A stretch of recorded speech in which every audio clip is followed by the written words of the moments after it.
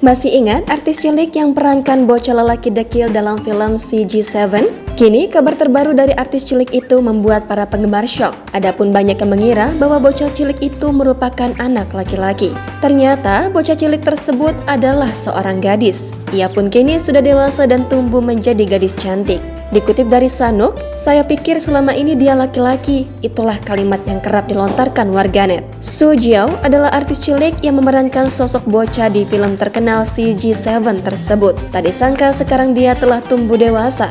Aktor Stephen Chow, ayah Soo Jiao dalam film tersebut pun masih terpana dengan sosok Soo Jiao. Potret Soo Jiao menjadi postingan online yang sensasional ketika Stephen Chow, raja komedi nomor 1 di Asia, memposting fotonya pada 19 September 2023 lalu. Saat itu, Stephen Chow bertemu Soo Jiao, artis yang memerankan putranya dalam film CG7. Stephen Chow menyatakan dirinya biasanya bukan orang yang sangat takut. Namun hari itu dia sangat kaget karena Soo Jiao, anak kecil nakal dari CG7 itu telah berubah menjadi gadis yang cantik. Bukan tanpa sebab pertemuan keduanya ternyata juga karena merayakan ulang tahun ke-15 film CG7 yang mereka bintangi.